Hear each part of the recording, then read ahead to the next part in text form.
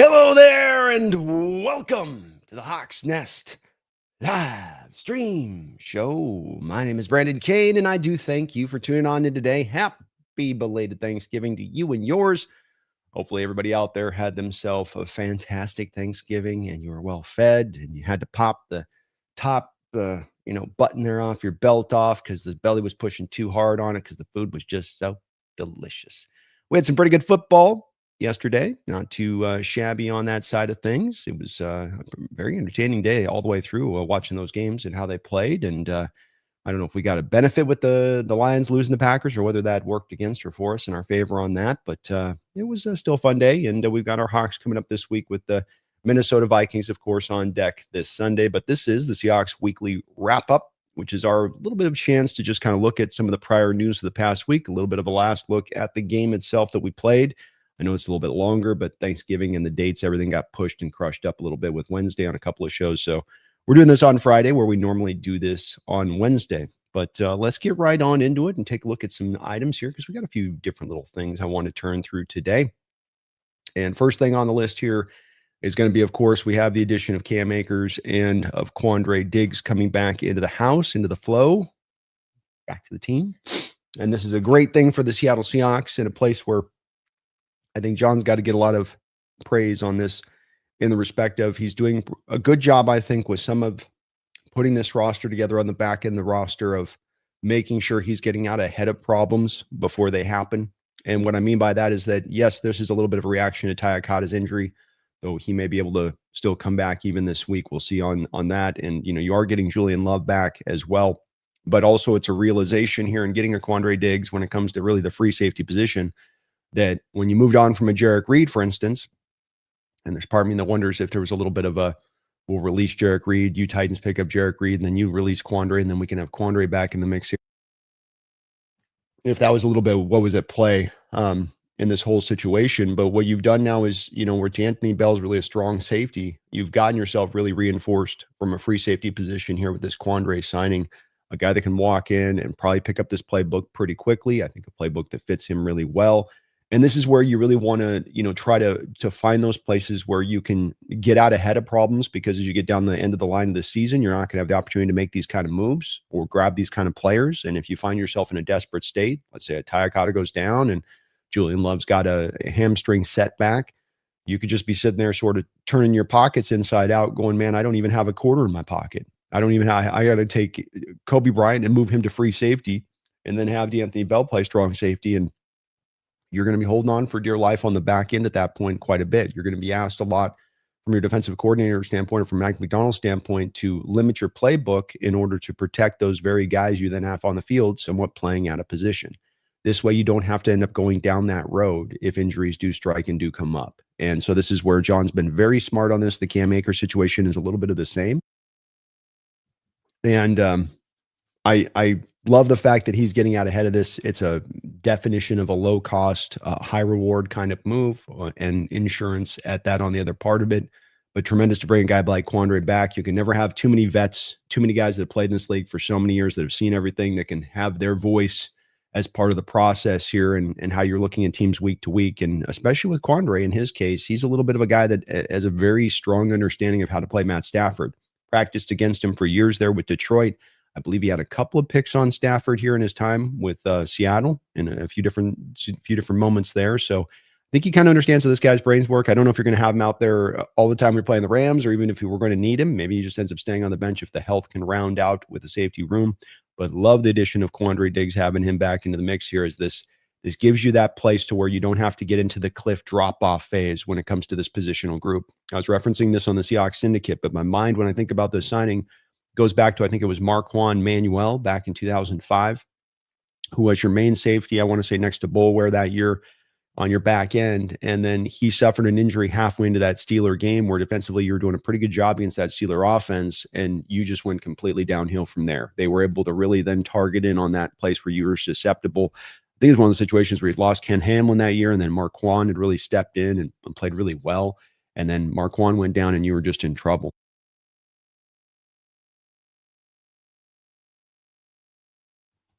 I still find out the last vestiges of this gold here, folks, so bear with me on that. Let's keep it on moving here. And there's some random items I just want to touch on with you guys here, kind of up off the rip. Interesting little point that got published out this last week. It was looking at the defensive tackles pressure rank in the NFL. This is just total pure pressures. How often are you getting there to harass the quarterback and mess him up on his drop? And one of the notable parts is that Seattle is getting as much interior defensive line pressure as anybody in the NFL.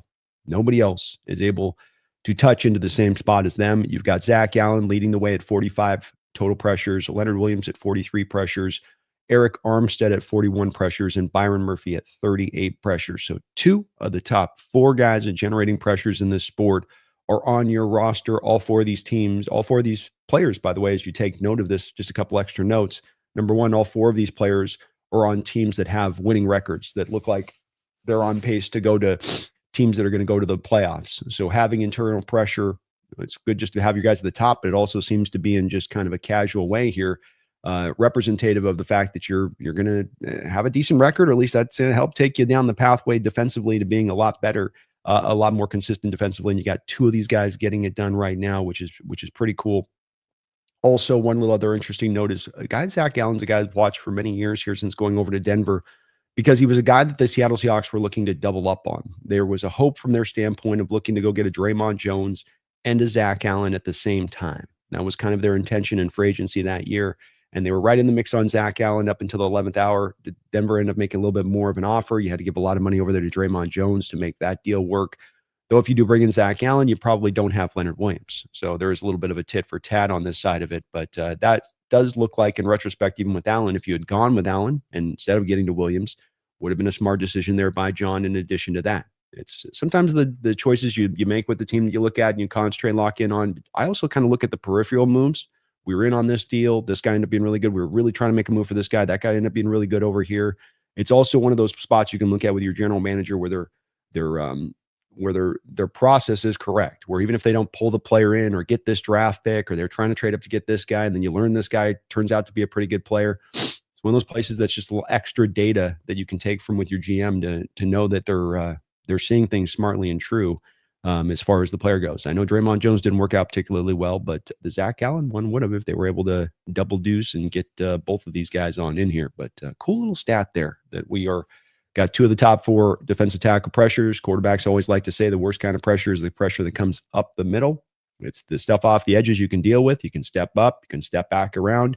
There's nowhere usually to step when you get the internal pressure. So it is huge when you're able to do so. And very cool the Seahawks have 2 of those top 4. Bear with me one sec here.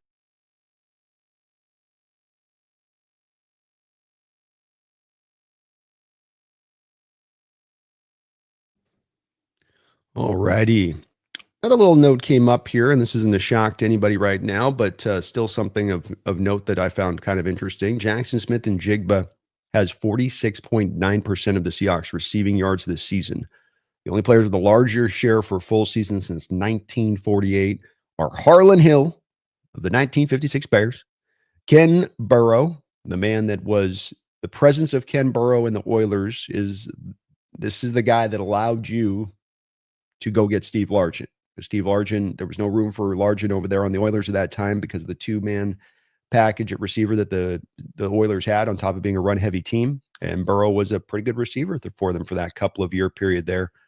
But interesting, 50% for him. LB Nickel, boy, there's a name for you. 1949 Steelers with 48.3, and Lance Allworth of the 1965 Chargers, 47.4%. So he's in real rarefied air here when it comes to his usage in this offense. And I think many people are rightfully kind of wondering a little bit here about when we're going to be able to try to bring in more parts to this offense. I think you are starting to see maybe a little bit more of Ken Walker utilized out of the backfield.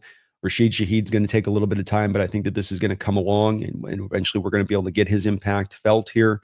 And, I think even Cooper Kupp is a guy that I think a lot of people have said, he's shot, he's spent, he's done, he's a good blocker. I still think he's got some ability out there to be able to help you in the receiving game. Some of this comes down to the low target percentage and how much you're actually throwing the ball at a real minimum. Some of it's just how effective Jackson is. And when you go back and watch the tape time and time again, when Sam's dropping back there and he's getting singled coverage, if you're a quarterback dropping back and you got single coverage across the board, who are you going to target?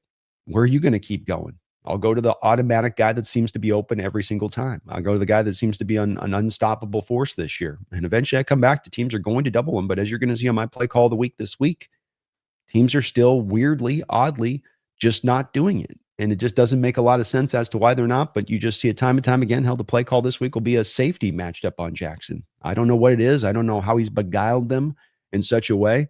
But he's just found a way with these teams week in, week out to get singled up. And if I'm Sam, from his perspective, I kind of understand. I don't know if I can really say with Sam, like I've had a lot of moments in these games this year where I've been like, you're targeting JSN too much. A moment here or there where it's like, oh, a little fixated on him on this one, maybe, but not on a game by game basis, even with this heavy amount of usage. It's kind of felt like it's all happened within the flow of the game and just kind of been normally what you'd, what you'd expect to be thrown his way, especially with how kind of efficient he's been on that target rate in addition to it. One more note here on kind of the smaller little items I was noticing this week, and this is as much, I think, a major one to kind of take note of. So one of the big parts last couple of days I was noticing on this was the challenge at play for the Seattle Seahawks coming down the home stretch of this season. You've got teams that are really legitimately good teams this year. The Rams, 49ers, for as much as they've been a zombified team this season and injuries have hit, they just keep winning. They just keep going. They just keep stacking up some dubs on that side of it. The Indianapolis Colts do have Daniel Jones working through a little bit of a fracture in his lower leg, but he's going to play, and that Colts team does still remain dangerous. It's the number one team out there in the AFC South at 8-3. You're going to have a Minnesota Vikings team that's still tough, though. The record's not on the good side of things. And then you've got, of course, the Falcons that are going to go with Kirk Cousins and still themselves, like the Vikings, I'd say this week, or these are going to be two of the easier games on your schedule, but you also have two teams that are still very dangerous, still very full stocked with talent, still able to, if you don't bring your A game, take you down. And then you've got, of course, in addition to that, the Carolina Panthers that are right there neck and neck with the Tampa Bay Buccaneers for first place in the NFC South. And so you have a very tremendously tough schedule. And that got me thinking a little bit about, well, where we've been here so far this year is having an easier schedule. Your real centerpiece kind of victories so far this year have been Houston Texans, the Jacksonville Jaguars, the Pittsburgh Steelers. Now all those teams do have winning records, so I think that they are, legitimate wins, but they're maybe not knocking off the best of the best in the sport. If there's a top 7 teams in the sport in the NFL this year, maybe you've not taken down one of those as of yet. But part of that is the schedule that you've had to play, and you can only play the schedule that they give you. And when you do look at the Seattle Seahawks schedules, you'll notice here on this strength of schedule that was posted here, and that is that first on the past SOS, that is the past strength of schedule. As you look at the two columns here, it's future strength of schedule. That's the games remaining this year. And then you have past strength of schedule. That would be the games that have happened up until this point. And what you will notice with Seattle is that the disparity between the two are as big as you will probably find in the NFL. And that is that the Seattle Seahawks on the past strength of schedule and the way that it's been set up for them is been, So this is they got this. Okay. So we got the hardest schedule remaining, excuse me, on this. This is a little bit thrown off on this. I got tossed a little bit back. 32 hardest strength of schedule. All right. So 1 is easiest strength of schedule. 29 is hardest. So the 29 might look like, well, that 29 maybe is easy. So flip it in your mind if it kind of confuses you a little bit on that. It did with me at first. So if you're number 1, you have the easiest schedule. And if you're, 32nd, you have the hardest schedule. So we have number 2 for the Seattle Seahawks as their past strength of schedule. So they've had basically the second easiest schedule by actual record this year and how it's played out in the NFL. The Seahawks have had the second easiest schedule so far leading up to this point. Now that coin flips to the other side in the back half of the schedule, or back quarter of the schedule, you're going to be with essentially the third toughest schedule in the entire NFL going down the home stretch. So for those of you out there that said, well, we haven't beat anybody yet, I don't know what we got in this team yet, they still need to prove something to me, they're going to have more than opportunity here down this end of the season here to make those prove it to you kind of moments, even to capture a game or two there of those tough games. I think that would do that for the fan base in many ways, not to mention you get these 2 wins, you go get yourself 1 or 2 other wins, you're up around 11 or 12 wins, and really do have a chance at that point to maybe go out there and take this division. I think it is going to be an uphill battle here with the Rams playing as well as they are. And the fact that if you have the tiebreaker come down to you and the Rams, it does look like the Rams are going to take that tiebreaker. But we will learn a lot about the Seattle Seahawks over the next 5-6 weeks here with some of these teams they play to see if they're legitimate, to see if they're ready to go make some noise for the playoffs, to ramp up and get to themselves into the best possible shape they can be by the end of the year. Injuries looking pretty good. You're sound there. So all those little parameters are good, but now you just got to go take care of business against some of the better teams here in the NFL, including your own division, who's kind of had your number a little bit up until this point, just a little bit with the Niners and the Rams here over the past couple of years. Interesting, though, that strength of schedule. All right, let's move it on here and go and take a look at our PFF grades of the week.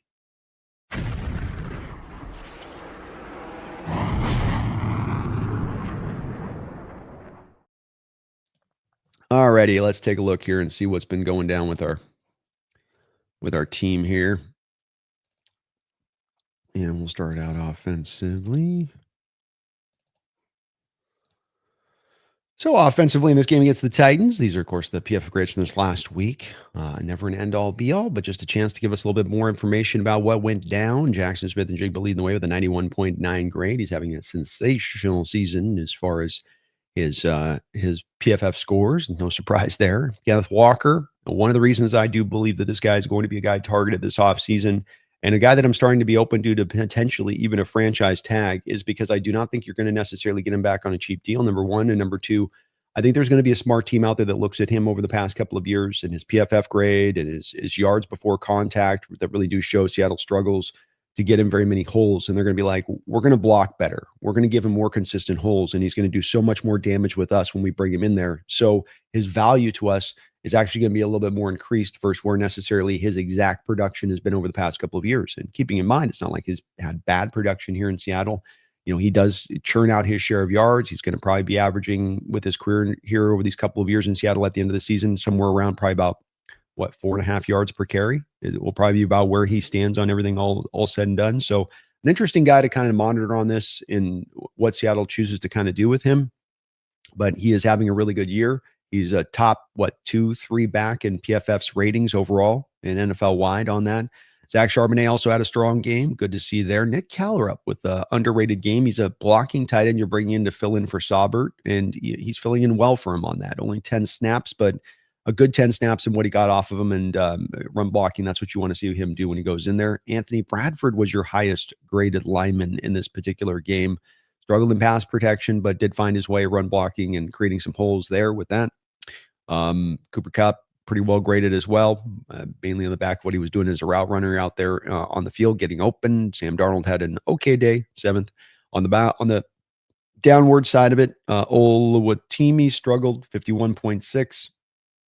You have Tamondre Sweat down there, Jeffrey Simmons down there, probably some times, and certainly there were some times on tape where Olu was being matched up one-on-one with those guys and struggling with those guys on that. So a bit of a tough day for Olu. Also a strangely tough day for Charles Cross, as there's not a real vital threat coming off the edge there from the Titans. It should have been probably a little bit better day for him. Shaheed still struggling to quite get fully acclimated into this offense as we're seeing. I think that'll come with time. Elijah Arroyo, not giving you a lot for the second-round pick status you gave him. This team does not seem to have a particular plan with Arroyo, and this almost seems to be a bit of a pick that's for 26, 27, 28, maybe. I'm hoping, because the team does not seem to have a particular plan in place for him. And I don't know why you take a second round pick that you're just going to go every week during his rookie contract of his first year and go, yeah, we're not going to really do much with him here this week. We'll throw him the ball maybe once. It's been kind of odd to watch their usage there with Arroyo. Only 18 snaps in this game in total. Just there's really no plan there seemingly in place for him. Not really sure what they're doing there.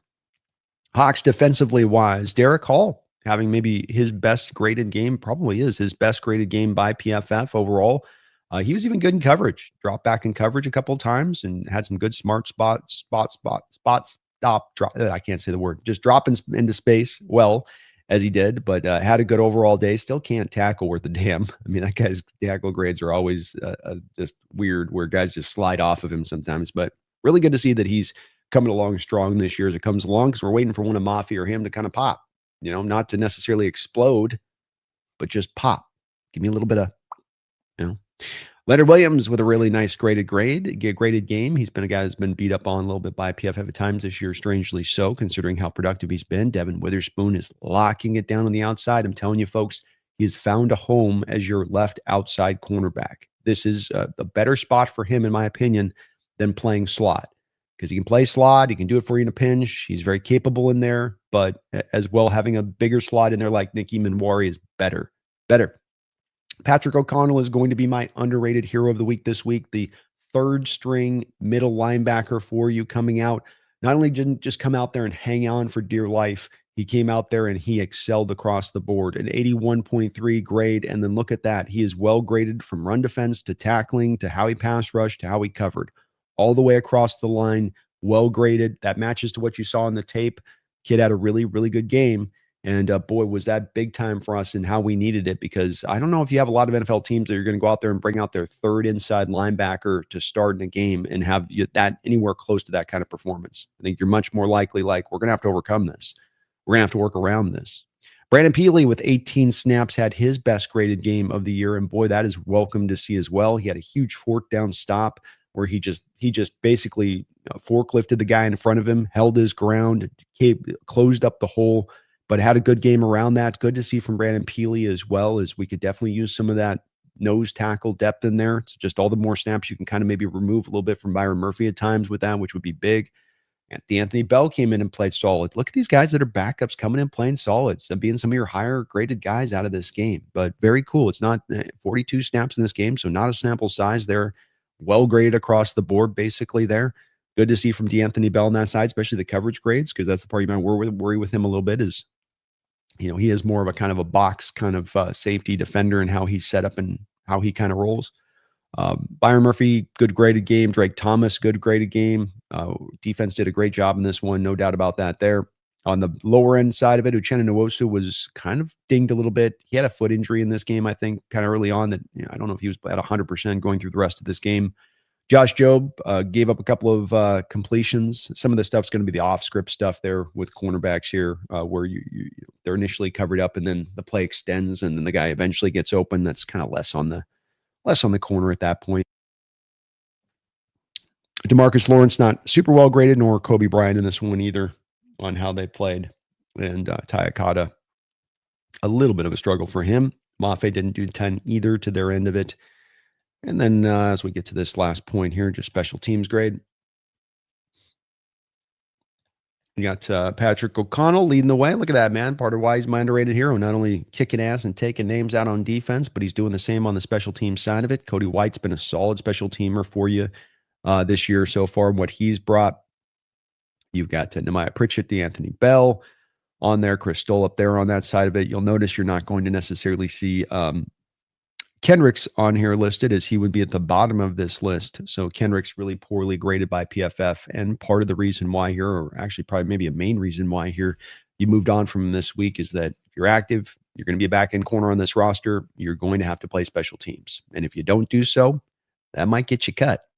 If you're not willing to get out there and get after it, that's a good chance it can get you cut. And that's probably what happened here with Kendricks.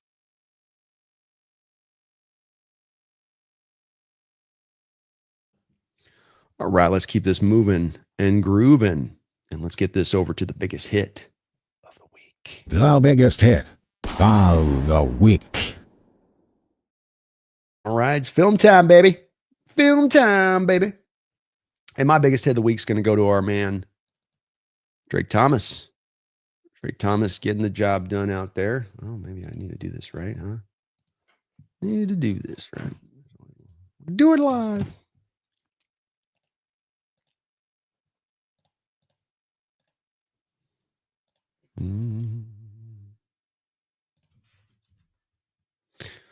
So Drake Thomas, my biggest hit of the week here. I've got to start this play a little bit. Some of these plays I can't start them from the start, so you guys got to bear with me on having to start them a little bit midstream because they don't let me get away with as much of this stuff.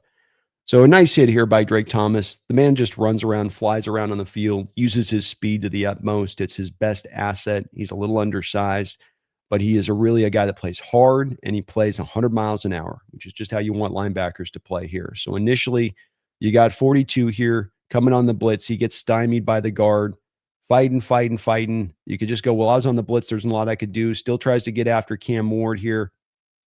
Might even be kind of held here a little bit. There's a little yank there with the left arm if you watch that by the guard. So still gets yanked and a little bit held here. Able to break free. Cam, does what he does there, improvising wise. And then look at the nice rip there by Drake, just coming in, blindsiding the guys. He's already engaged there with Devin Witherspoon. Nice little stick there by Drake Thomas. I think he's had a couple moments on our hit of the week. But just love how hard this kid plays, flies around out there. When you go fast in football, it's like coaches always say, if you go hard, you go fast, good things happen. And if you're going to hustle, good things are going to happen in addition to that. But how about the hustle here? First, you're blitzing, can't get off the block, get held, finally get off the block, get out in space, and then go lay a nice little wood shot there. Little here you go. Love it. Great play there by Drake Thomas. Nice little hit up our week here. And let's just keep it moving here today, folks. We're going to just keep this moving and grooving. And let's look at that under here.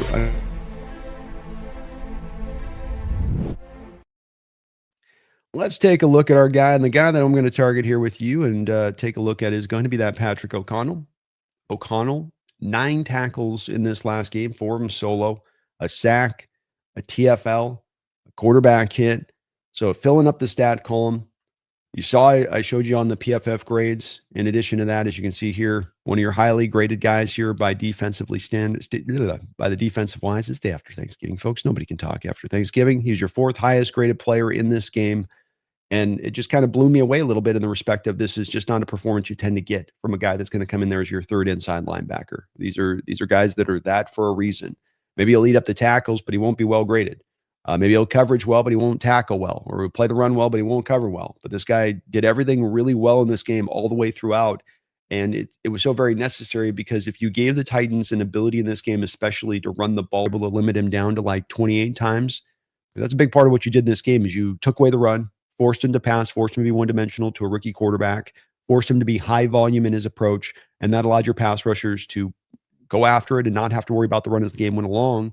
And this is why you got 40 pressures in the game on 42 passing attempts, where almost every single passing attempt, you had a pressure matched up against it. They had like 46 dropbacks because he scrambled a couple times, but the point still stands. It's first stopping the run that leads you to being able to do the first. You have to earn the right to rush the passer, and that means stopping the run first. O'Connell being a big part of that and what he supplied with that. But a clutch performance with him. He's not the first one. It's been Drake Thomas. It's been Ty Okada coming in there. All of the guys on this team that are in the back end of this roster are stepping up and really rising to the occasion when you got to call upon them time after time after time after time again. And it's been just so cool to see as a development for this team that not only getting the strength on the front of this team, not only are we starting to see the difference makers rise up, but we're also getting the depth in addition to that with all of the parts of this team really coming together in that way. Cool play that he had in this game that I want to show off that I think really represented a lot of what he did today. And it's a little bit of some of the same vibes you get from a Drake Thomas a little bit. And that's going to be this play right here where you start out this play. I'll play once full stream so you guys can get it.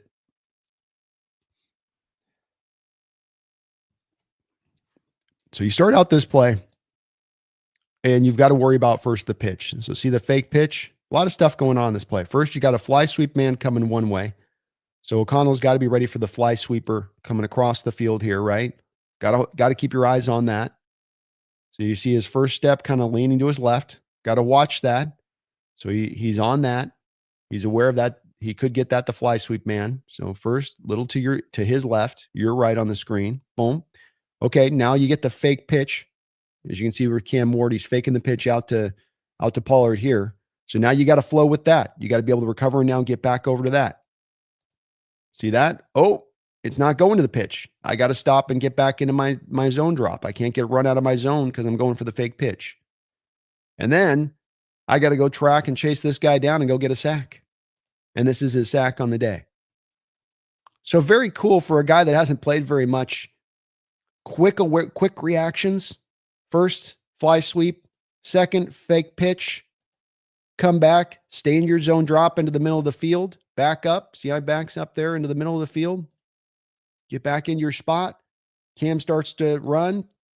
Be fast, be quick, get over there before he can get to the end zone. And as you can see here at the end of this run, by the way, Uchenna is not able to get this. Cam is able to get around him. So you can see that right there where I go right here as you know now that Uchenna's going to lose this sack or lose this tackle here. And you can see Job's got his back turned to the quarterback. So there's an opening there for him to go score here with Cam. This is him. O'Connell here 1-1. If O'Connell's a step slow on this, if he's not reacting as fast as if he doesn't get here quick enough, this is a touchdown. But what a cool play from him where reads all three of the reads on this play, gets into his zone, does about 4 things here that are really cool on the play. And just a clutch performance from him when you need it this season. I know it's the Titans and not the biggest of challenges, but he still really stood tall in this game. Great play on his part here, but a great game from McConnell. And the linebacker room has bit by bit, more and more throughout the course of this year, just felt like it's gotten deeper and deeper and deeper. And that's without us really adding anybody. Just the internal development has come forward with these guys. Great performance from McConnell. Awesome job. That will be my underrated hero.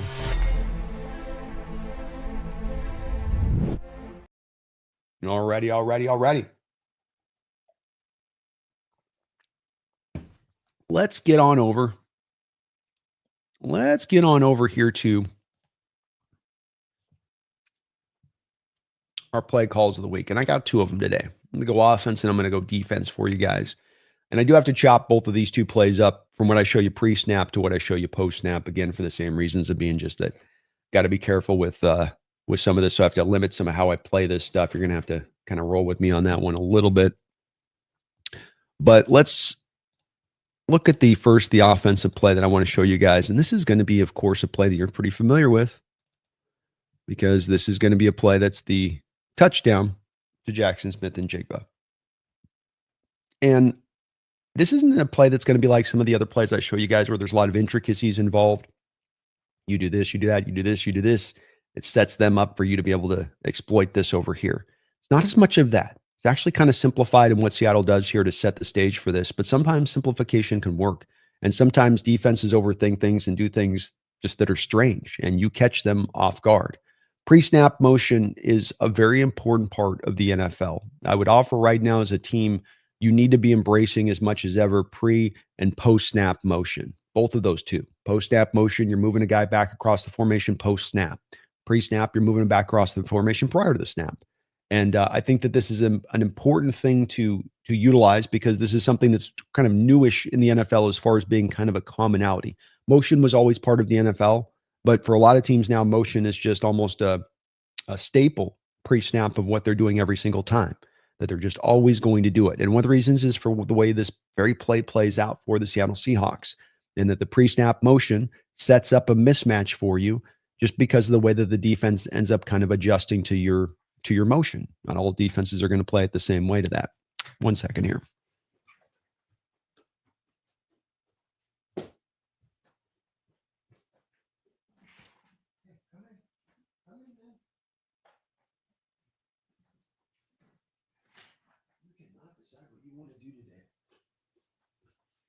They're all over the place. Okay. So the way this starts out is you have mirrored sets here on both sides. You have your receiver on the line, and then you have your receiver right behind him, right? Kind of. And what you can see is you have Kenneth Walker not lined as a running back, but out as a wide receiver. And the first fatal flaw that the Titans make here is that they treat Kenneth Walker truly like a wide receiver here. And what I mean by that is that rather than having their corner, when Jaxon Smith-Njigba is going to go across the field in motion, slide then into Jaxon, they turn this into a typical trips type situation. Trips, 3 wide receivers kind of all stacked along each other. And so what you tend to do with a trips formation, when you have the 3 receivers to the bottom of your screen, like you're going to end up here, you're going to play it inside out. And what I mean by inside out is that your safety goes to the slot. Your then next corner to him to his left is going to go to Kenneth Walker, and then the outside corner is to Cooper Kupp. So basically the way it's aligned is the way it plays out, because you don't want guys crisscrossing and trying to pick up guys post-snap like that, because then that's how you get guys running into each other and you get rub routes. And as you'll see with Seattle when I show you the next part of this play, that's exactly what they're going to do with Kenneth Walker and Cooper Kupp on this. Is they're going to run a rub route on the bottom side, and then they're going to run Jaxon Smith on a 9 route over the top. But this was not necessarily a called play for Jaxon to run this deep. This is an adjustment by both Sam and Jaxon on the play, and it's all born out of the fact that they understand they get established very quickly prior to the snap here. Oh my God, we got a safety, and we got a single safety look here from them at that. And because what you do with the safety now aligned into Jaxon is you're now into a single high look from the Tennessee Titans standpoint of things, where if I'm looking at this from a Sam Darnold perspective, I'm going, okay, the safety's driving up on Jaxon. That's kind of a man indicator. I've got press on the outside on both my other two receivers. That's kind of a press man indicator a little bit here.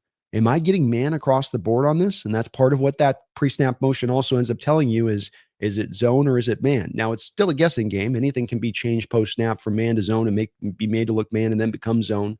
But on this play, Sam's being told this is probably going to be man across the board. I'm going to have the single high safety, but now his responsibility is going to be for that full back end. He's going to have to play like Earl Thomas back there and cover all of that up on that back side of it. And he's starting out already onto, would be the near hash, essentially that, the shorter hash. So if I'm going to Jaxon to the bottom side of the screen, that safety is also going to have to get all the way over to Jaxon pretty quickly there, on top of still maintaining his read and staying clean for what could happen with Rashid Shaheed coming from underneath. The linebackers also can't help much on this play because they've got to be kind of held there by Barner as kind of an H-back alignment there and how he stood up. But let's watch a little bit of how this now plays out as far as in actuality. Okay. So Jaxon gets open. You hit the play deep. Boom. Okay, so we know that how the play kind of finishes up. But let's watch this for a second here, what Sam's going to see when he goes back. So Sam drops back, and he's looking right at Mr. Safety. So he knows he might have an opportunity here with this safety on Jaxon, but he wants to make sure that that safety's not climbing up over to Jaxon. If the safety climbs over to Jaxon, he's going to probably go to the over route here with Rashid Shaheed at the top of the screen. But what happens instead is watch the single high safety. And this is the part where I tell you folks, I don't know what teams are thinking with Jaxon. I don't have the first clue of what the hell they're doing. Look at the single high safety here. Like, this to me says single high safety has done none of the processing that I got my running mate, my safety mate out there on an island on Jaxon Smith-Njigba. My pre-snap designation has told me that I need to take the over route away from Rashid Shaheed as a double defender, as kind of a robber to the middle of the field. That essentially the play call from the Titans here was to have no help over the top. And you are running man. And when you do run man a lot, sometimes there will be situations where you aren't going to have help over the top, but the Titans aren't blitzing here. They're not running a stacked box. Why they ended up, and I think it's probably just a blown coverage here, and they just get confused by the trips read and how it gets set up. But how you get to a place where you have no help over the top on Jaxon when he's one-on-one with a safety blows my mind. But indeed, this is also what the presence of a Rashid Shaheed can do. When you actually have a guy that can be a threat to the other side. We talked about this when we brought him on the trade deadline. Some of this is then now going to be, hey, do you want to try to single up Shaheed because you're going to double up JSN and then leave him as a burner there? And a lot of teams want to do that, especially if they don't trust their speed at the cornerback position. I feel like that's what a lot of this play is built out of, is the fact that they're a little bit worried about Shaheed here. If that's Torrey Horton, does he worry as much about getting into the middle of the field there, or does he just stay back on Jaxon? So Sam watching the whole way first quickly gets off of it because he quickly recognizes he's got the safety mismatch with Jaxon. But his initial pump back here is to see what that safety does. Does he run like hell to the field side, to the big part of the field to go get to Jaxon quick, or is he hesitant? And you can see he's initially there starting to kind of flow a little bit. But he's also flat-footed here from Jackson's perspective, or from Sam's perspective. See how the safety's kind of just sitting down, squatting a little bit there? Sam's like, my guy's running full speed here. This is easy money. There's no way that safety is going to be able to flip up as Sam's watching this to get back to Jaxon with his, especially when he starts getting that forward momentum towards the over route. It's a really nice read there by Sam because I don't think this is where the play is supposed to go. I don't think that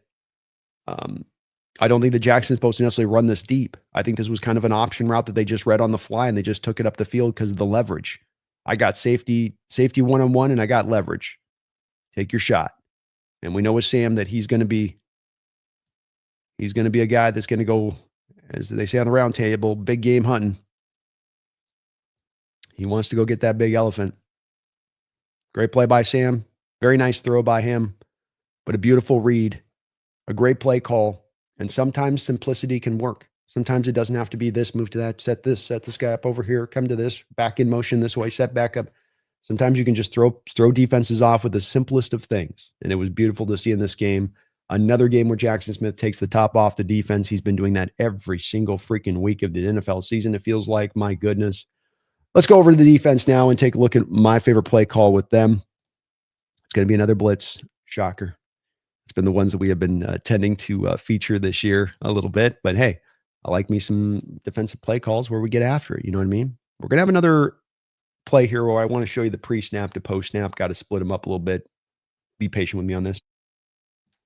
And we have Seattle here in an outlook first of a creative front. 5 guys up on the line of scrimmage.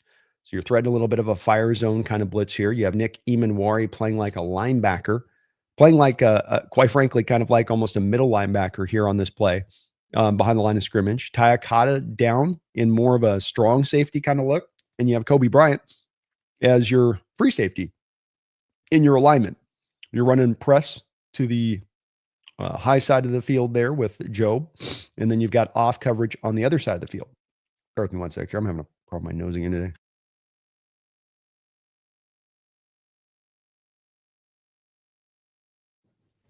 And so Seattle's showing here to Cam, we're probably going to come with a blitz here. And Cam reads it. And Cam, as he's right off the gate, you can see here, I've started this up at the beginning of this play where you've got him tapping to his head. And when I'm making a guess here, we don't know for sure unless we know the play call. Would I believe that the tapping to the head is to, hey, offensive line, be key to the fact that we've got a little bit of an overload to one side. Nick Emanwari is likely to blitz here. What Seattle's trying to do here is they're trying to get the offensive line for the Titans to swing to the right, to provide the extra defenders to the right. So when they blitz from the left, they can hopefully get a free rusher. So as we see here, he checks. And the second he checks, and the second that the alignment gets tightened up by the tight end, see how the tight end comes in for the Titans in tighter to help in pass pro? Oh, I got to come in tighter because I've got to pick up DeMarcus Lawrence because we're going to slide the protection to the right. So with me out here off ball initially, watch the tight end for the Titans off ball. Now I come into a tighter split, but then you look at DeMarcus Lawrence, a lot of little details happening on this play. Watch DeMarcus Lawrence and what he does when he goes into a tighter split. Widens himself out in his alignment, doesn't he? He goes from a 7 to a wide 9. Why does he do that? Well, it's because Devin Witherspoon is going to be blitzing around his left shoulder, and he wants to create the space for Witherspoon so that there's not a traffic jam or a pileup of bodies, and you want the space there for Witherspoon to be able to get there. The other thing is because you've slid the protection to the right and you're keeping the running back to the right there to help, part of what you're doing as well as, hopefully from a Seahawks standpoint, is eliminating that running back getting to Witherspoon. Because the running back now has to come back across, not the formation, but back across the face of the quarterback to get over that block. It makes the pickup on a blitz much tougher for running backs when they have to come across. You'd ideally here like to be able to take that running back and slide him over to the left shoulder or to his left side so he could just step right up and take on Witherspoon. But because you're overloading one side of the defensive line here, he can't do that. You can't move him over. So you're going to make it, he's got to read it more on the fly and first make sure that the right side's taken care of, and then he can get over to Witherspoon. This is part of what ends up sending this play into a little bit of a tailspin for the Titans, but a lot of like tit for tat on this play. I don't know if Seattle has the blitz set up until the protections get changed, because Seattle seems to react to this. Like the second they see it, they react. You see Witherspoon here completely leave his man at this point. So the slot goes uncovered. And now you're going to bring a blitz. You got it pretty well timed. So let's go and see how this plays out once you actually get to the spot of blitzing.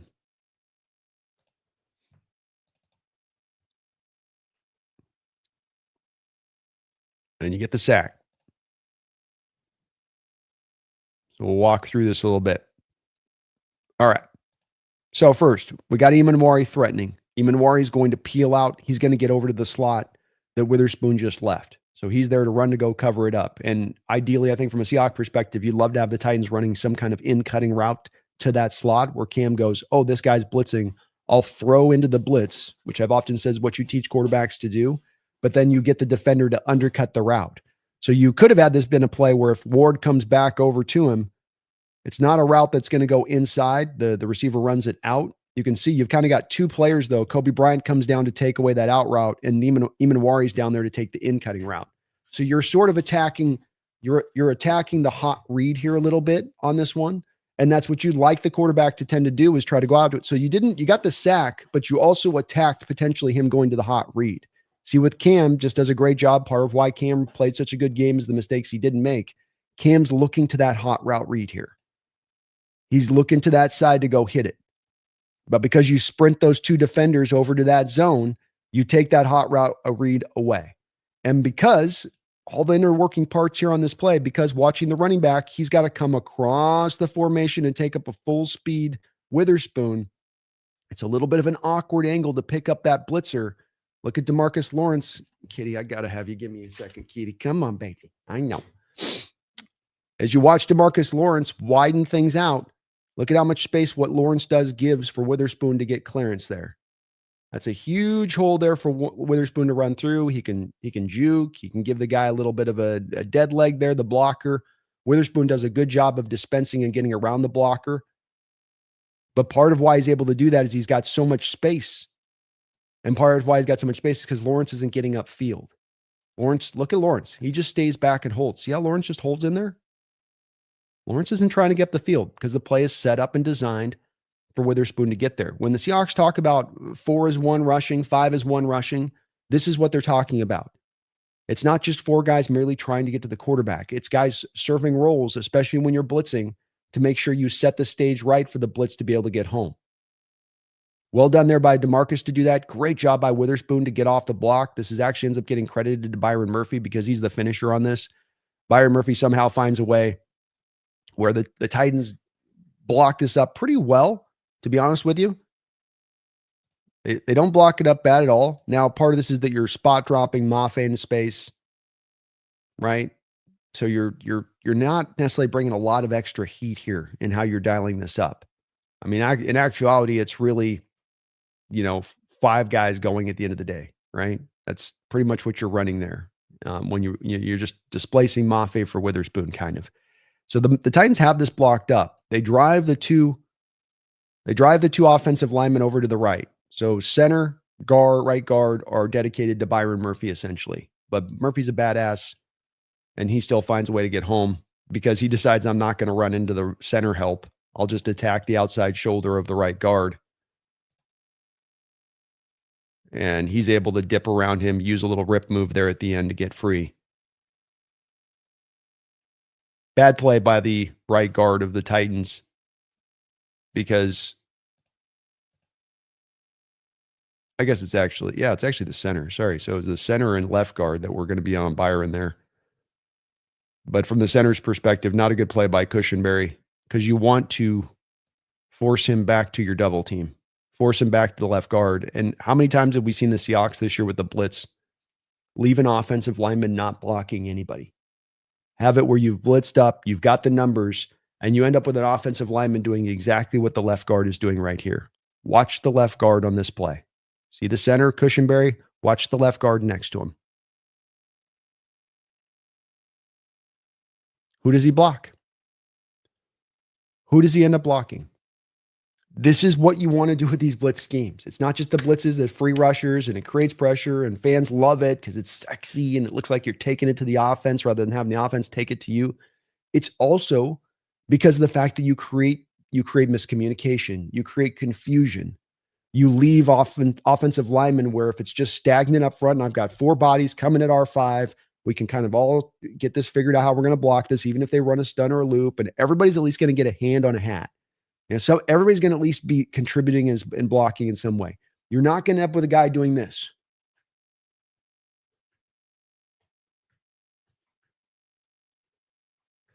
There's a lot of that going on against the Seahawks defense this year, especially when you bring these stack boxes and simulated pressures. A lot of offensive linemen like this left guard just sitting there looking for a block, not finding somebody, and then finally at the end, like, all right, I'll lay some hands on Leonard Williams, I guess. So cool to see. It's part of why I love this scheme, because this is what great defenses should do. This is what defensive coaches should be looking to do. It's not just asking their players to carry the whole weight. They got to make plays. They got to go out there and make the action happen like Byron did there by getting the sack, even though there was kind of a double there set up for him. But it's also the coaches putting the players in a position to succeed, giving them advantages throughout the course of the game where they can. It's like giving a quarterback easy completions if you're an offensive coordinator.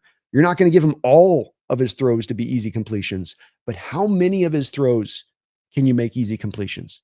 How many throws can you script up to just, hey, you come off the rollout, you turn around, your guy's going to be open out there in the flat, hit him. I've got this set up for this over route because all the eye candy is going to be over here. Just come back there. It's your first read. Go hit it. Done. This is what differentiates average middle of the road coaches to good to great coaches, is those that can supply more ammunition to their players to be able to succeed all that much more. But a cool play here. Very cool play from Mike McDonald, but he does this every single week.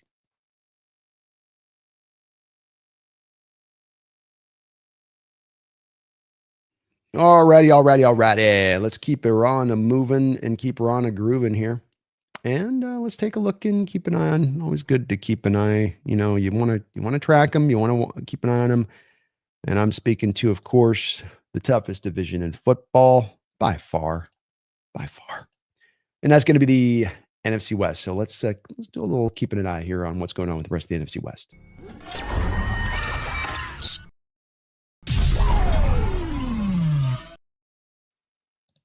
All right. So the NFC West this week had another pretty good week. Pretty good week. First off, the Los Angeles Rams continue to build upon a hell of a season. They continue to seem like they're just kind of getting better and better. They took on the Tampa Bay Buccaneers at home prime time, and they shellacked the Tampa Bay Buccaneers. They injured Baker Mayfield. Sounds like he's going to be able to find his way back this next week to play. But the Rams are humming and hitting on all cylinders right now. There is just no doubt about that. Stafford's connection with Devontae Adams has been pure this year. He's got still everything really working with Puka Nacua and their connection. The use of 13 personnel this year, the defense being as strong as it's been here in recent times, and what they're rolling through. There's not going to be any easy out here with the Rams. And again, too, with this, unless they kind of sneak in a loss here that we're expecting to be a win down the home stretch, even if Seattle beats them in that one game, it's going to maybe be hard here to even then find the division win, because it seems like the tiebreakers are not going to necessarily work in our particular favor on this one. The San Francisco 49ers were also able to keep the winning going. Now, the Niners had a game here against the Panthers that was it was a good win. A little bit of an ugly win, I would say. You've got 3 interceptions from Brock Purdy. They're going back to Brock in this game after last week too, with him and the Cardinals playing as well as he did against them. Some Niner fans are looking for Mac Jones to be the guy out there playing for him because they think he's a little bit better right now. But the contract is what's going to carry the weight on this situation, is they don't want to have to get to the end of the season like, how we got to get rid of Brock? How do we get out from under this contract? It's too early. So they're out there having him play. Throws 3 interceptions in this game, I think, in the first half. He had 2 other throws in that first half that could have been picked. Something doesn't look quite right there with Brock. And is it the lack of supporting cast that he once had there that's not there any longer? Is it that he's not fully healthy? Has he regressed a little bit? Is he doing too much gunslinger stuff and not playing within the context of the offense? All what Mac Jones is kind of seeming like he's able to do. All of these are pretty good questions to ask. I don't know if I've got a certain answer on any of them, but the Niners do continue to keep winning. As good a season as we've had, 8-3, looking better and better and better. It's pretty astonishing that the Niners, with all of the injuries that they've had, with how much they've suffered, are basically within a half game of us. It's pretty incredible that they've been able to do that. Getting back to just how tough this division is, the best in football. It's been the best in football for about 10 years now.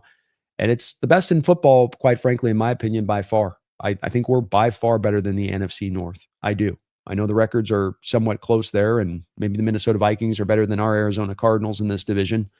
But I think our top 3 are better than their top 3. I'll take our top 3 over their top 3, I guess I should say on that. But Niners keep it on rolling. And that's, again, still despite the defense not at its strongest necessarily with all the injuries that they've suffered. 1 second here.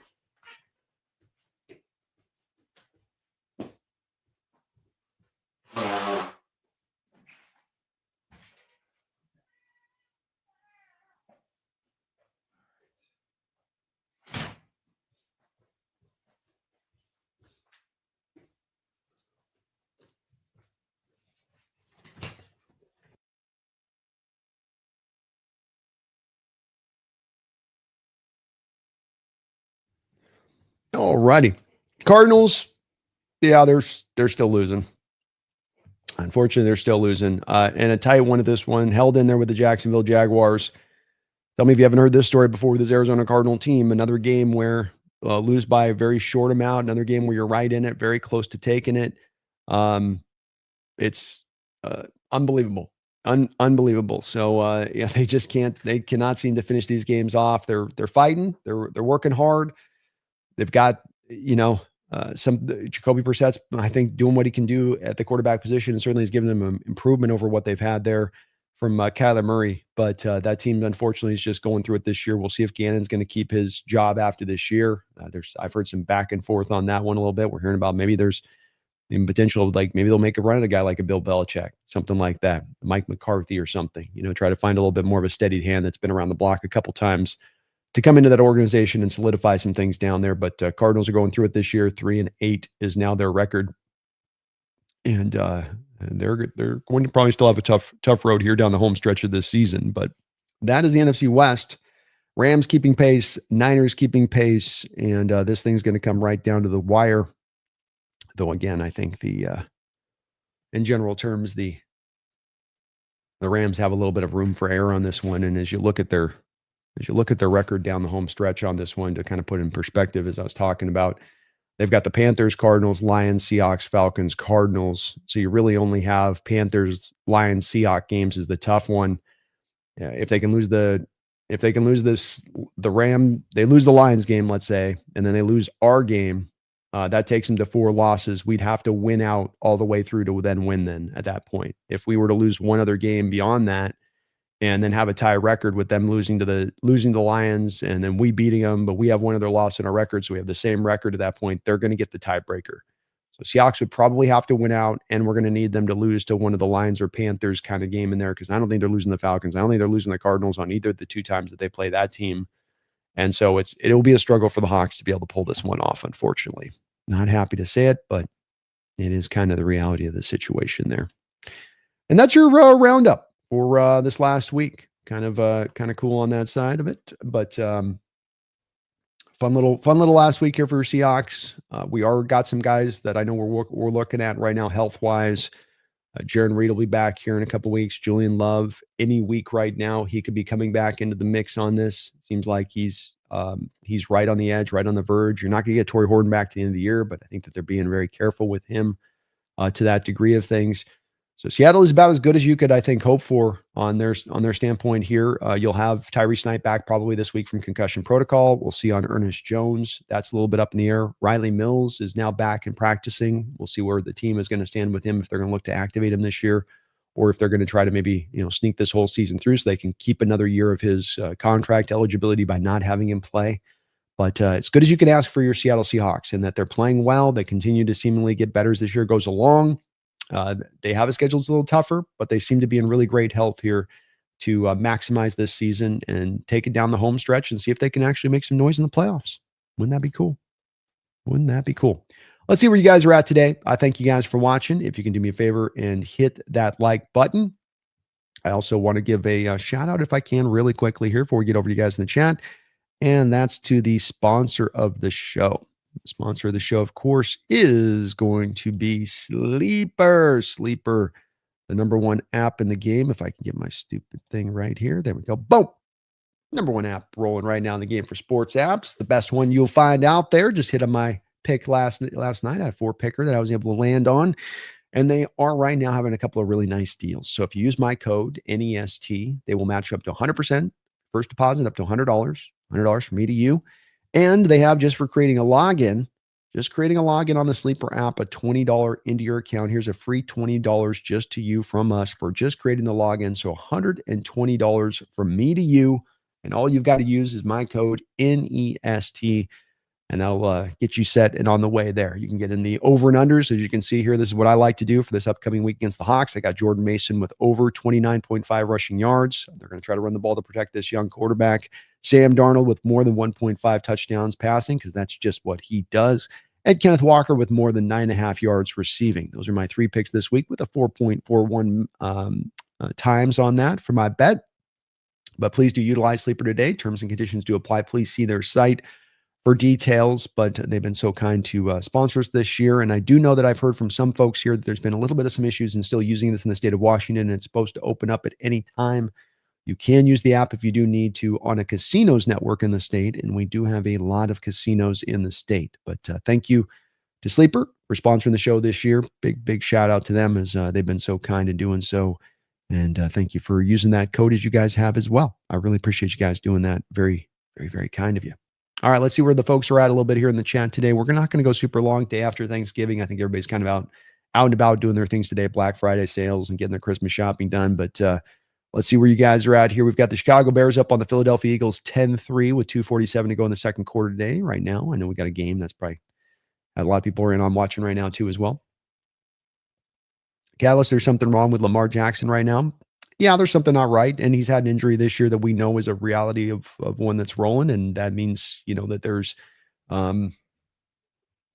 there's probably some lingering effects of that. The other thing I wonder with Lamar Jackson, that's the thing to really pay attention to and watch as he starts to become an older player here, is he was a guy that with how he played so wildly as a younger man and how much he was just out there running around and taking hits and jumping forward and never sliding. I think that there is a little bit of a potential price to be paid for that down the line of it a little bit. And that he's not the biggest yoked up guy. He's a little bit kind of slight. And I think that there is a bit of this to where you wonder if some of that beating and pounding that you take over that time period starts to add up. And he is a guy very reliant on his legs. And once you take his legs away, I don't think he's just got the pure arm talent back there to make you pay the price. And that's, I think, a little bit what they're struggling with right now out there in Baltimore. Fewer, how's it going? Sup. It's good to see you.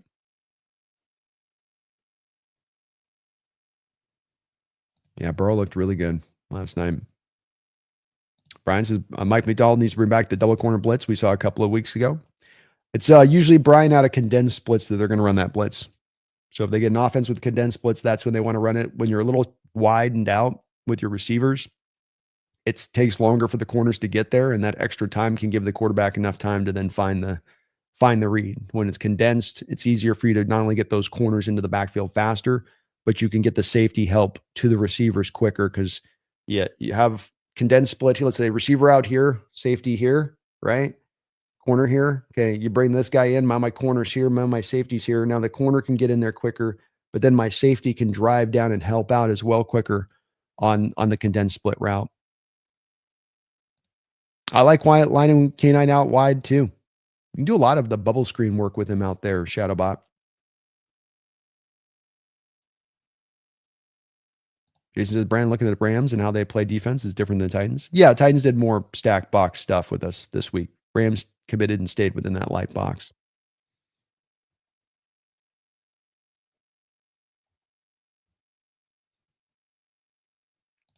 Jason says, as soon as teams adjust to Jackson and safety don't bite, we could have trouble.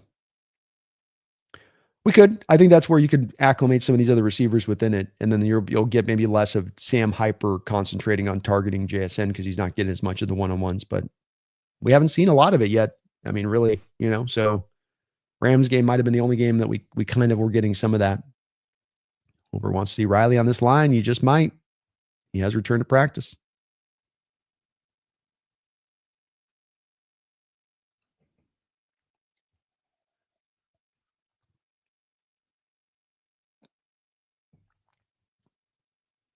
Why Seahawks pick at 27? Because they got a great record. And yep, Justin Brosmer is going to be the quarterback on Sunday.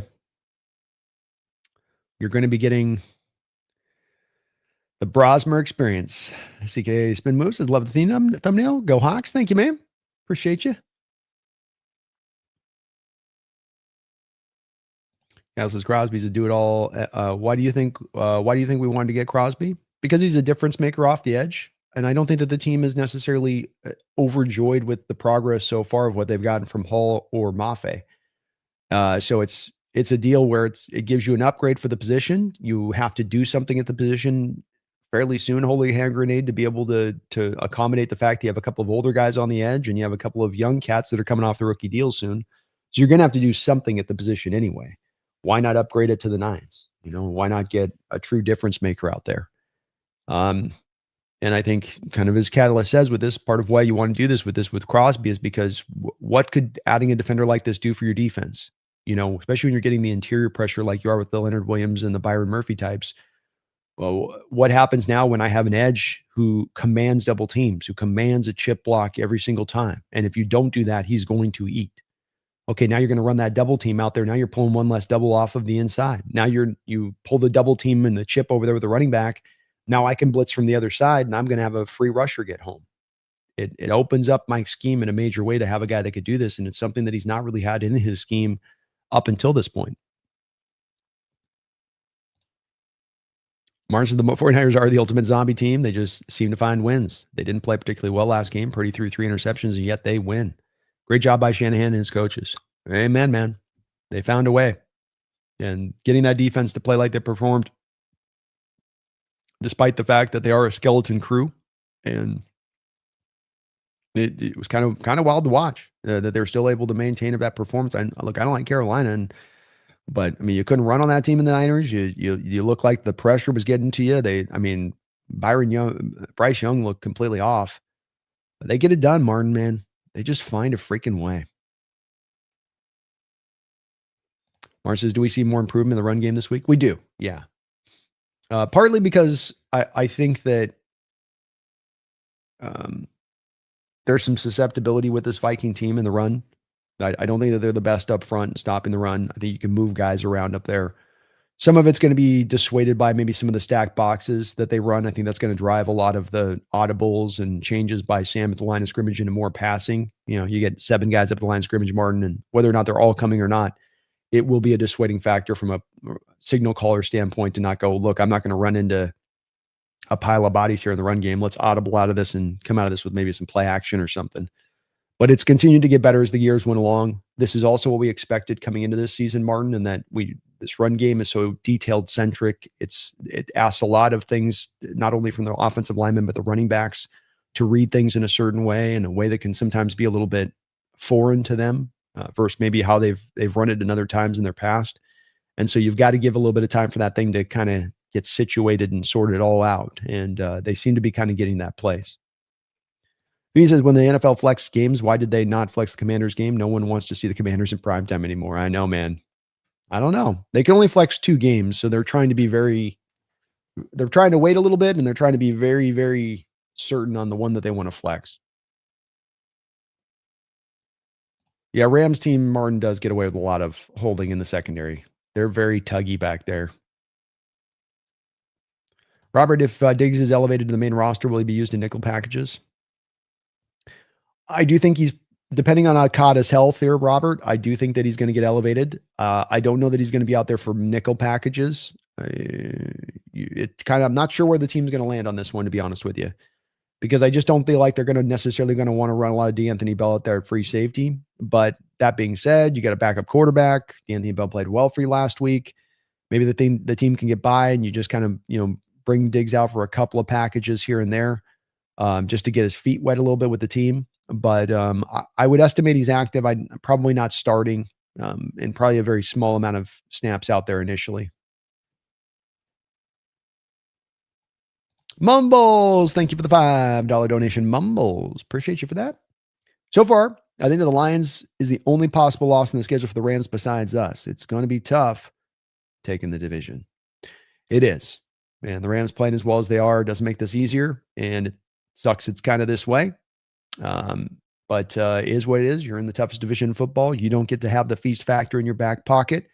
Hopefully, maybe the Lions can be desperate for that game, and they've got to do it. Maybe we can get hot here down the end of the season. All of these games are winnable games. Rams are going to be a tough game, but it's at home. Niners are going to be the skeleton crew in the last game of the season. You can win that. Panthers have looked like they've gotten weaker and weaker over recent weeks, and these 2 games coming up this next week are definitely winnable. Even the Colts have come back to earth from where they were early on this year. So could happen. It's going to take a tough road to get there on this one, but anything is possible with this. And the Lions did get Frank Ragnow back, Mumbles, so maybe that makes their offensive line a little better in the next couple of weeks to be able to run the ball in that Rams team, which is what you really got to be able to do to beat them, and steal a win for us on that one. But you're right.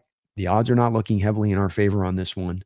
And we might have to just do this on the road. F it. We'll do it on the road. Thank you, though, Mumbles. I appreciate the support, man. Hope you're having a great Thanksgiving. Alberto, good to see you in the house, man. Happy Thanksgiving to you too as well. Hope you had a great one out there.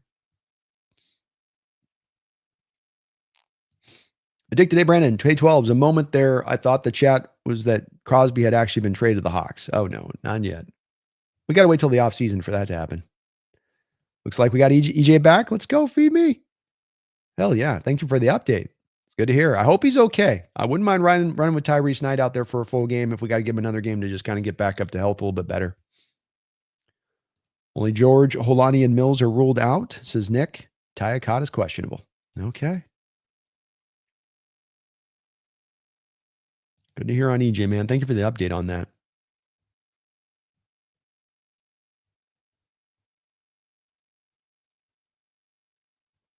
Victor saw a video yesterday from Seahawks practice field. Diggs standing next to Eamon. Oh my God. We got a beast in the draft. He's a big man. And a guy that is a lot of picks to feel real excited about in this last draft was Zabel. And we don't know. We got Riley Mills, guy that had a top 50 grade on. Horton doing what he's doing. Oots is going to be I think, good fullback for us for years to come. But, in Nick Eamon, that might be the dude in this last draft when it's all said and done, Addicted. That might be the one that we really come away going, how did we get that guy in the top of the second round? How did the NFL let us get this monster? Alberto says, I have to say this game would have been a marquee match if the Vikings had a good quarterback at the moment. It would have been, because too, with it, Alberto, the record would have been better this year. The position has held back that team in a pretty major way. I think, too, as well, it's not quite as strong a team as it's been in the past couple of years. I think that they've taken some hits and things just haven't developed like they thought, but be a lot tougher game if they had a Sam Darnold back there flinging it for him. Yeah, Kendrick, I saw the same thing.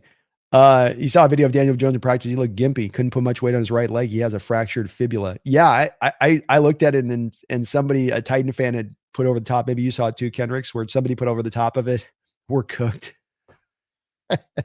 Because he's going back to do like a fake handoff and throw. And I mean, folks, he is limping on that thing. Like it looks like his leg's broken. He's walking on the thing like his leg's broken. And good on him to be tough to try to fight through it, but he doesn't look like he can play on that thing, Kendricks. Mick, I know you started looking at prospects, but has anyone caught your eye, Brandon? I got into it. Last day and a half, guys, I've really done a good job of starting to knuckle in here and get going. So we're climbing up into I think I'm almost up to 40, 45, 50 or so. Mick, I'm not going to lie to you, man. This draft's not great. I'm hoping it gets better with time, and I'm going to be more impressed by. But I'm seeing guys like a Keldrick Folk, an Auburn edge. I'm looking at pre-draft guys who've got this guy up at top 5, top 10 first round pick. And I turn on the film and I've got a lot of this archetype of this kind of guy that have come out in recent years. And the archetype doesn't tend to go in the first round, much less top 10. I think it's kind of a representation of some of the wanting nature that this draft leads you in. I think the part that I do like, Mick, if we're going to look at a guy as far as maybe a will linebacker to fill in for Tyrese, Drake Thomas goes in free agency, Anthony Hill out of Texas, really, really talented linebacker that I think could work at a will or work at Mike, just turning 21. He's a pup. That would be a guy in the first round that I think could be very interesting. Sonny Styles, kind of built in this sort of, we're watching the Bears play right now. They've got a linebacker with 4 picks this year, who's a really bigger kind of guy. For the inside linebacker, Tremaine Edmonds. That's my comp for Sonny Styles is Tremaine Edmonds, 6'5", 243. He can really move. He's a big, long, lean inside linebacker. Probably can add some more weight on his body easily, even at 245. Really good all-around kind of player.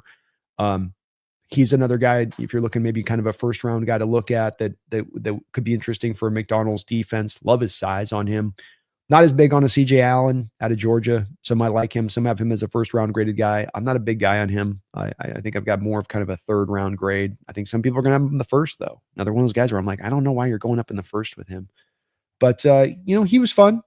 He was fun. I'm still getting through some of these other guys out there and taking a look at him. There's some interesting corners in this draft right now, kind of taking a peek at them that could be interesting guys to kind of take a look at and target. Love me some Ruben Bain. I know he doesn't have the top end production, but he's a lot of fun off the edge. We're not going to have any sort of chance at him, of course. Just starting getting the offensive lineman. Kenyon Sadiq, tight end for Oregon's, as a hyper athletic as you can come, H-back, kind of a tweener between receiver and tight end. Love the receivers at the top of the draft. My top four, really like Carnell Tate, Denzel Boston, Jordan Tyson, and Mekhi Lemon. Those guys are 4 first-round picks. Kind of a little bit light on the, little quieter from my perspective, Mick, on the other wide receivers in the draft that I've watched so far. They're fine. Casey Concepcion, he's fine. Elijah Surratt's fine. Nick Harbor, freakishly built, can't really catch. Chris Bell, much bigger than you get from a wide receiver typically, but there's some good and some bad with him. I'll think a little bit on him. He's not a clean evaluation by any measure. The top 4 are really good though. Alberto says, also the talk amongst Rams fans that Darian was a spy for us all along. I don't know about that, but he did play for you guys. Maybe you can give us some tips from his time in Seattle. Maybe. We'll see with that. I mean, it can't hurt. To your point on that, I doubt that there was kind of that kind of psychological operation at play, but can't hurt. John, I think being the top wild card team is okay. We play the Bucs, then most likely the Rams. I'm okay with it, John.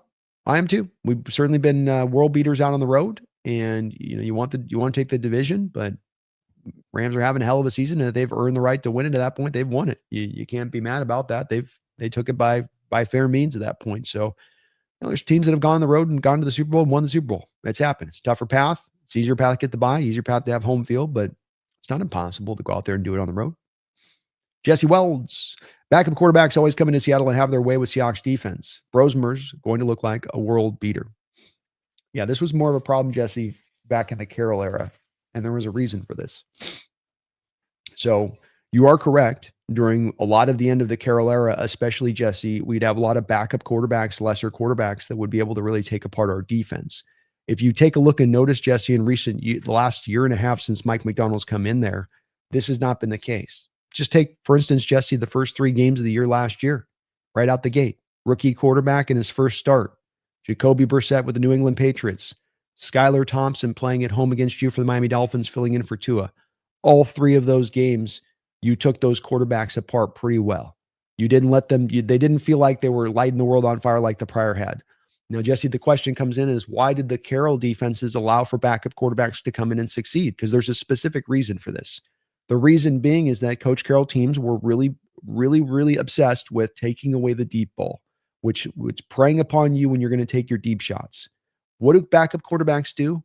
They play within themselves. They're not looking to let the big dog hunt. They're not trying to go take some big shot down the football field. They will take the little dink and dunk passes that your defense will allow them all day long, and they'll stay patient, and they'll be perfectly happy to do so. That is why the Priors used to have that kind of luck.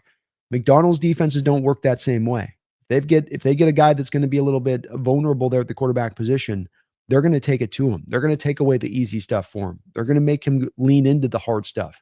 If you're a backup quarterback, let's say marginal arm talent, less than average, he's going to make you prove that you can push the ball down the field. In the same way you make a shooter in basketball that can't hit 3-point shots, make you hit your threes. I'm not going to let you drive into the lane. So there's an intuitive nature to this defense that you would think most defenses would employ, Jesse. But unfortunately, Coach Carroll defenses were really rigid in what they wanted to play and what they wanted to protect against. And that left the door wide open for backup quarterbacks to have success. Addicted Brandon, Eamon is the fastest monster I've ever seen. He is. The good thing about monster movies is at least usually they move slow. Usually they're, they aren't just like, those are the scariest zombie movies, is when they got the zombies moving like fast forward. Like, no, the zombies are supposed to shuffle.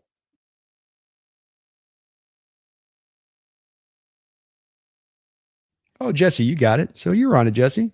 That was Carroll's defense. Martin, I don't know why we took a Roy on the draft. I was confused at the time why we did it. I remain confused today why we did it. I don't get it. It just doesn't make any real sense to me.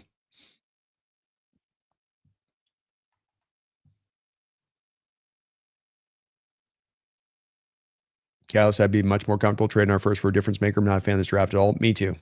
I'm complete. This is part of why I'm all on board with the Max Crosby trade. Move that first round pick because we've been in this place before. We were, in the 2000 teens a lot when we were picking in the 20s. Sometimes you get yourself into a bad draft and you're picking in the 20s. Not ideal. Not ideal. Alberta says 49ers versus Browns in Cleveland with potential snow and rain could be a sneaky upset. Also, all the teams for the Falcons to play the Jets. Why? Also, of all the teams for the Falcons to play the Jets. You're getting so greedy for that first round pick. You already got a top 10er, Alberto. Now you want a top 5. You already got the top 10 in hand for a team that's maybe going to have the number 1 buy in the NFL this year. But no, that's not you. You got the big old eyes and the hungry gut for that top 5 pick. I can't blame you. And yeah, I do think that the Niners are going to lose. I predict they're going to lose this Browns team, partly because of the weather. Purdy does not play well in inclement weather. And that's a Cleveland team that does play well at home.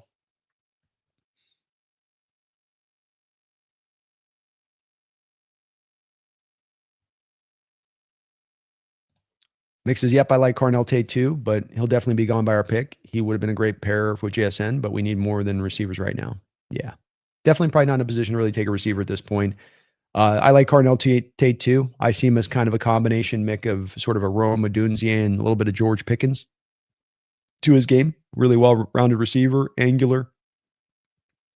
Gives you a lot of the traditional skills you look for at the position.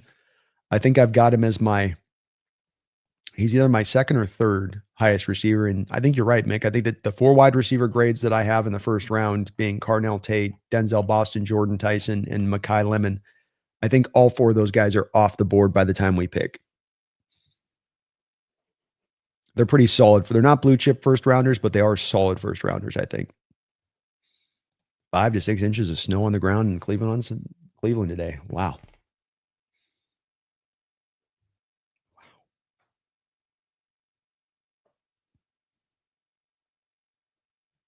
I just would love to get Crosby. There's nothing alarming about his game. Nope. He'd be a great fit. BB Hawks Nest. We could see Drake May struggle next week. They had some injuries on their O-line. O-line's been really good. No one's been talking about Campbell, is the truth. Yeah, Campbell's played great for them. You lose your franchise left tackle, it's going to make it hard day at the office there for Drake. That's for sure. Very possible, man. Yeah, he's been a good player for them as Campbell. God, this is F the Falcons. Amen, man. Where's my drop? Where's my drop for that? Enough said. Enough said. Well, he says, we usually pick so high in the first that I wouldn't care if we gave 3 first for Crosby. I might be talked into it. I'll tell you what. Yeah, you ain't pulling no Devin Witherspoon out of this draft. This is the draft where if you're picking top 10, I'm sorry, man. Because the good part about the Rams is that there'll be a lot of teams that overthink it at the top of this draft because of how uncertain the top end prospects are in this draft. That the team that doesn't overthink it will be the team that it may come out of this with a good player. Because you'll see some teams that'll go and overextend themselves for guys in the top 15 picks for sure with this draft. There'll be a variance team to team, a lot of variance on which players see what players in this draft in that same way. Thank you, Holy Rain. Please hit that like button, sub on up if you get a chance. Alberto, excluding the Rams, from your perspective, is there any games left that you are worried about or at least not as confident for the win? I mean, geez, Alberto. No, I feel the Niners being down Bosa and Warner, they've been tough on us and it's been hard for us to get the wins, but that's just too much for them going up against us. Probably the 2 games that stand out to me, Alberto, are yes, your guys' game and the Colts game. I mean, Daniel Jones's health is going to be a bit of a part of this, but we run light boxes and you have the guy having the best season for running back right now in the NFL by far in Taylor. And what Taylor does really well is get downhill into the A and the B gaps. And where you're most susceptible with the light boxes are in the A and the B gaps. And so you have stylistically a team in the Colts that can come at you and they can just run downhill on you all day, control the clock, and Daniel Jones converts some throws, and I mean, Daniel came into our house last year and had this very kind of game plan that he was able to execute with the Giants on a lesser team. So that's certainly not a game that you look at with them in the first place, even with us playing at home and go, well, I'm just 100% confident in the win there. It's going to be a dogfight in that one too. What it would take to get Crosby? I think you're going to see competition for this first, Martin. Some of this is going to be impacted by if you're going to have to give him a new contract extension or not. If no contract extension, then you're probably giving up 2 firsts and a future second, maybe. Something along that. It may be too that the Raiders want players of some type included in this with the picks, but you're starting with probably just an equivalency. I mean, you can maybe find a way with this where it's 2 first-round picks, a third, or it's like 2 first-round picks, a second, but you get a third back from the Raiders, and then you give them your second, and then you end up with 2/3 this year. You could see something like that creatively, but in general terms, 2 firsts and somewhere between a second and third round pick. Somewhere into that kind of neighborhood of things. But there will be also probably some competition, like an Eagles team might come in and say, we'll do 3 first-round picks. So that's where this may become a little bit of a bidding war too, especially if you don't have to give him a contract extension. Yeah, I agree. And we could have had Will Anderson. That would have been a hell of a get. Mr. Anderson. I wish we were with the round table during the 2022 season, being good out of nowhere, and the Broncos handing us the top 5 overall pick. That would have been fun. Yeah, that would have been very much fun. Especially we were good that year. Maffe's a free agent after this year, Space.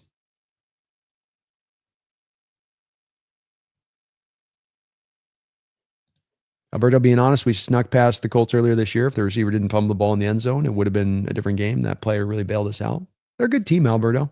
They're a legit good team. They've been building up a strong roster for many years. And if they got competent, capable quarterback play, that would be enough for them to be able to really make some noise, especially in that division that's opened up. Yeah, they kind of had you a little bit that day. They're a bit of a different team too, Alberto. They're one of those teams that kind of a 9-day difference between how they play at home versus on the road. Going out into their house, 10 a.m. game like you guys had to play. That's a tougher draw than what we're going to have to deal with on them. Wilbert says too much for Crosby. No, I get it, Wilbert. It's a high price to be paid. You got to do something with the edge group, though. In my opinion, you're going to need to. If it's not a Crosby, we got to figure something out there to get more dynamic out there. We need a little bit more of a guy that can consistently be a problem out there, rather than just kind of every once in a while he sort of picks his spots. And we did try to get Crosby.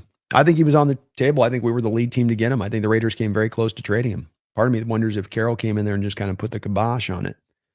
I don't know for sure on that, but I do wonder. I do find myself contemplative on that one. Seahawks, Daddy, go Hawks. Go Seahawks there. All right. Well, we are going to wrap this one up pretty quickly today. So if you want, guys, let's get the last couple of questions on in here on the chat, and then we will go ahead and put a button on this one, as I know it's Thanksgiving. Everybody's out doing their thing today, and not a lot's going on. Many of you are just watching the football game as it is. So we'll get the last couple of these on in here, if it's all right with you guys, and put a bit of a button on this one if we can.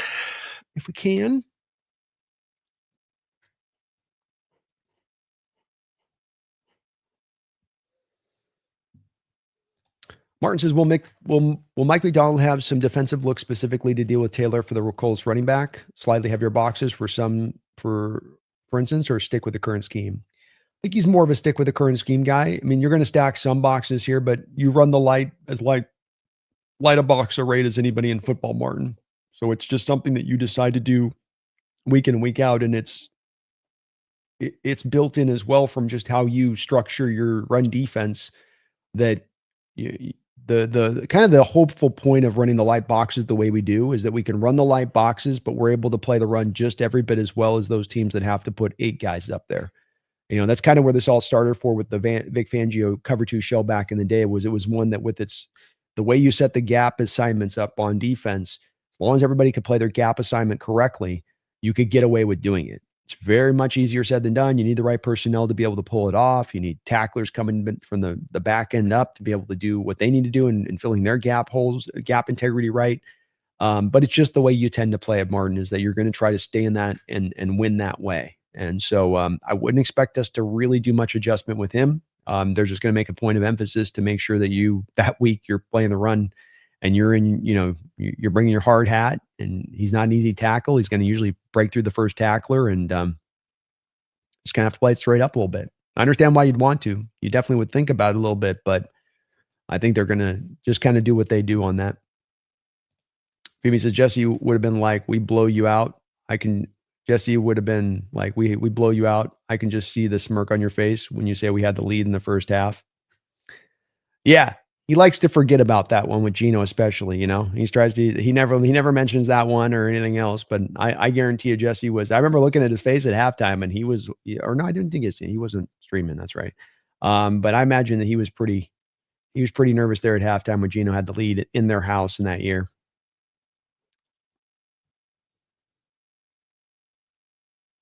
Alberto, Cowboys beating both Super Bowl teams within 5 days. Is it crazy? Yeah, it is pretty crazy. Great win on their part last night, man. At Kansas City Chiefs, this team is not easy to deal with. Catalyst, I don't really care about breaking the bank for a guy like Crosby when future draft assets may not be as rewarding with such a bad draft coming up. I'm not either, man. I don't think that this is a death knell thing to do. And I think that where we're at organizationally wise, knowing that we've got the quarterback in tow as we do, Catalyst, I mean, how we even got the quarterback of the future sitting in tow. I mean, you've put so much work into this roster, and it's the third youngest roster in football right now. And if you're looking at any point in time for any team, just take Seattle out of this. If you're looking for any team that you'd say, when is a team in the perfect position to actually go out there and make that kind of aggressive move where you're giving up multiple first-round picks for a particular player to help take you over the top? If Seattle's not in that position right now from a roster standpoint, from a salary cap standpoint, from an age standpoint, from a foundational standpoint, I don't know who is, to your point, Mix is at least the Rams won't capitalize on a good quarterback class this year with the first-round pick. Hope not, Mick. As long as we don't see some quarterback move that we don't want to see moved in this sport too. If Stafford retires and a Burrow guy does become, I don't think it's going to happen. I don't, but that also has me a little bit concerned that if they have to move off Stafford, they're able to go make some trade for some quarterback that allows them to not miss a beat. But you're right. They're probably not going to play out that way. In fact, I think right now the way this goes to the Rams is that they probably end up moving off the Devontae Adams contract after this year. And I think probably drafting a receiver is the move that they probably make here. Shadowbot, just playing some Battlefield. I got Battlefield the other night. I started getting a little bit into it, Shadowbot. It's not like fully captured me yet, but I'm intrigued.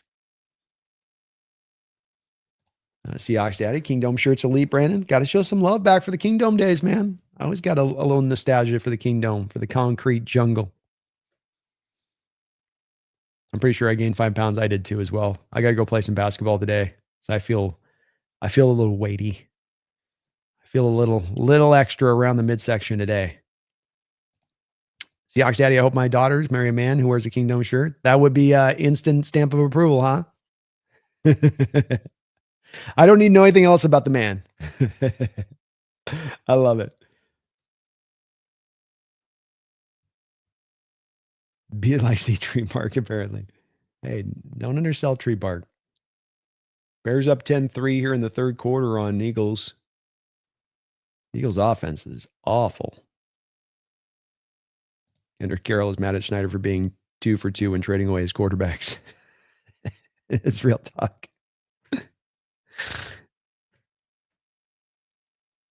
Philly fans already got the boo birds out. No, they don't wait long out there in Philly. We have to admit this: the Cowboys are legit. I think they're tough to deal with, man. I mean, they've added defensively. Quinn Williams being out of that defense helps them out significantly. I don't know if I'm at the point of I think that they're legit.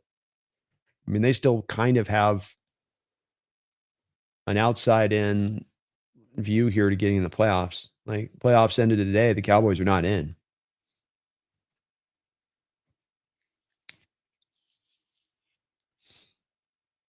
I'm going to shoot. San Francisco's 8-4 as your 7th seed. San Francisco's probably going to get in as your 7th seed. They're going to get a couple more wins. Are the Cowboys going to be able to win out? Seems like a lot for them. The Eagles are booing. Eagle fans are booing. They just won the Super Bowl last year. They've won the Super Bowl twice in the last like 5 years. Oh, Eagle fans. Oh, goodness. We're going to put up the Christmas tree. We just did out here. I got my tree up. Mom helped me put it up.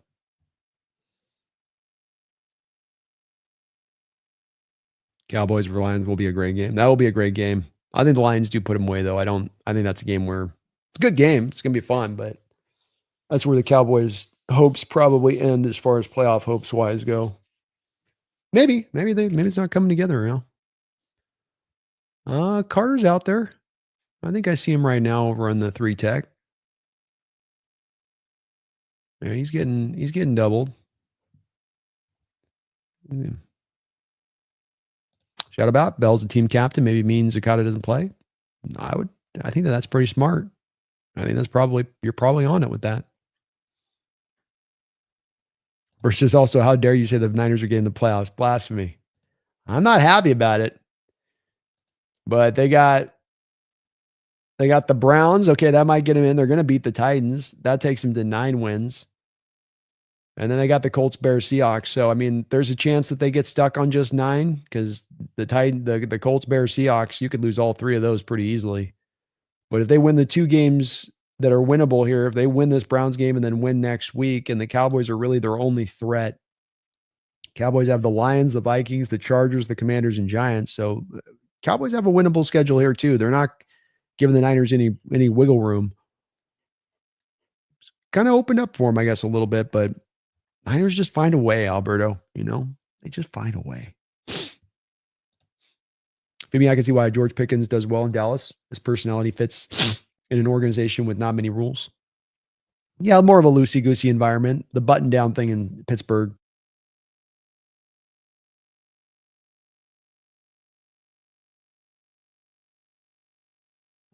The button-down thing in Pittsburgh is probably not his ideal kind of situation landing spot because he's a little bit of a unique guy out there in what he does. Just a bit. Just a little bit. All right. Well, let's put a wrap up on this one at this point, folks. If you could do me a favor, please, and hit that like button. Maybe get subbed on up if you get a chance as well, as I'd really appreciate it. Helps this channel grow, helps me show, and hitting that like button definitely puts me out on the old algorithm. Like, oh, jeez.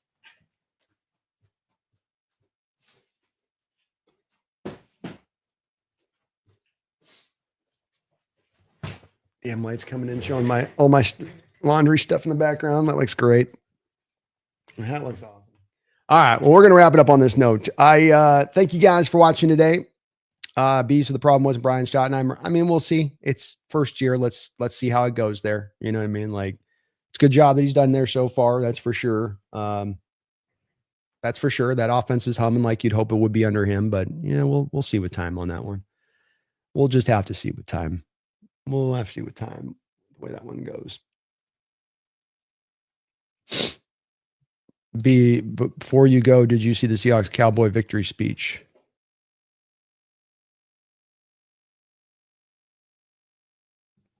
No, I didn't. But I mean, not surprised that he's influenced by Pete Carroll. You know, he's the coaches that coach under Carroll speak a lot about his influence on them. And most guys that have coached under Coach Carroll take a lot from what Coach Carroll does with them to where they go. We've seen that with Dan Quinn. We've seen that with Gus Bradley. So I think it just speaks to the influence of Coach Carroll. It speaks to the process that he goes about has been one where a lot of coaches will look at that process and say, I want to take some of that. I want to take some of this. I want to take some of that. You know, locker room speeches to me it's good for players to get them hyped up in the moment there. I don't think it really causes much sway in the long term of things. It feels good to do and all that, but you know.